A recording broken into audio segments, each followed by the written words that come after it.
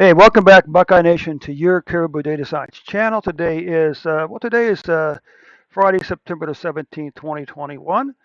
It's time for your daily COVID-19 analysis. But by the way, before I get started, a big shout out to the 4 young people who watched this video in the last 24 hours.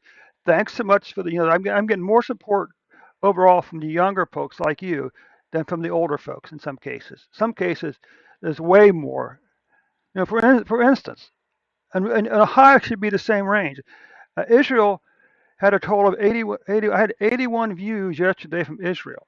72 of those views were people under the age of 18, which of course is your numbers, because you're the young people also. Okay, so I do appreciate the 4 views yesterday. Of course, I'd really be great if one, you would click the like button, two, you would click on that subscribe button, and three, click on the share button, share the video on Facebook and Twitter.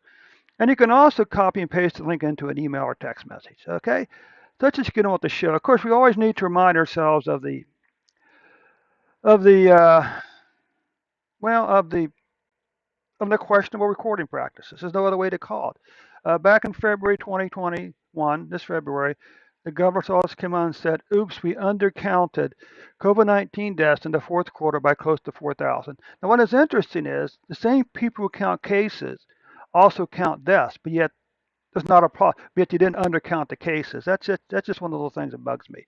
Okay. Of course, to compensate for that undercounting, they added those 4,000 on to February 11th, 12th, and 13th. But of course, that's not acceptable to us. So what we do is we replace those 3 days with the average number of deaths for those 3 days. Okay. Now there's a couple of very important things we have to keep in mind about the vaccination program in the U.S. in general and in Ohio. The vaccines being used in the U.S. will not keep us from getting COVID-19.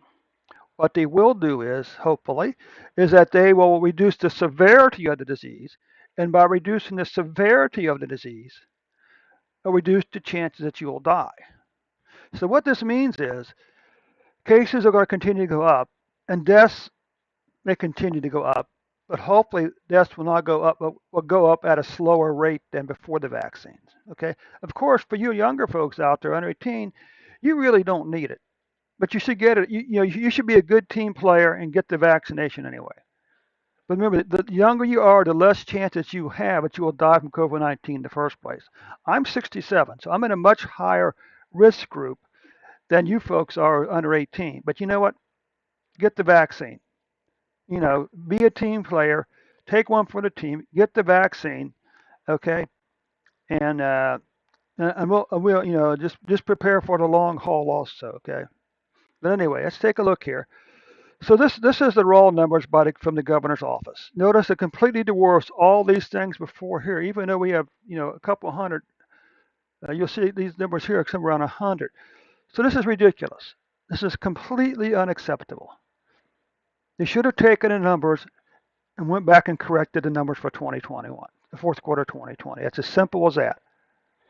All they had to do was 4 months, the fourth quarter. Really?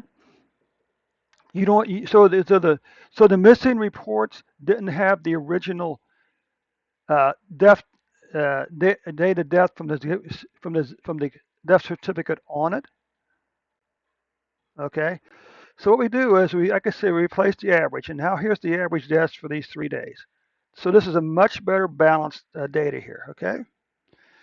Now the other thing they're doing is sort of interesting is they're only recording deaths 5 days a week. They're recording cases 7 days a week, but deaths only 5 days a week. And what's interesting is the 5 days which they recorded isn't the same every week.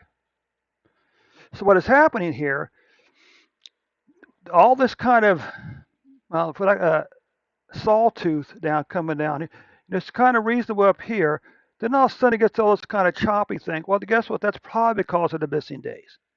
But it doesn't make any difference because what we see here is beginning in July, middle of July, deaths began to increase in the state of Ohio.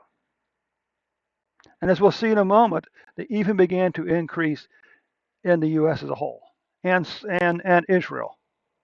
Okay. So now here's the deaths by week. You can see we have this 4-week increase here, which is fine. Okay. Then you see, it looks like this week is going to be fewer deaths than the last couple of weeks. Of course, how reliable are these numbers? Are these just the numbers for this day, or do they add in some numbers they missed from the previous days, for the previous week? That's the trouble. Now let's take a look at cases. Okay, nice declining pattern in cases. How many of these people were vaccinated? How many of these people were vaccinated? Some summary statistics we got here. This is just a different smoothing curve, the same thing, beginning to increase in September. This is cases by week. You can see again how many of these people were vaccinated. Okay. I wonder if anybody's actually tracking that number. I'd be interested to know that, wouldn't it? Okay. Okay, Buckeye Nation, that does conclude your report for today, and we'll see you on Sunday. With, in addition to the data report, we'll also be doing the weekly vaccine roll report for the state of Ohio. Thanks so much, Buckeye Nation. We will see you Sunday afternoon.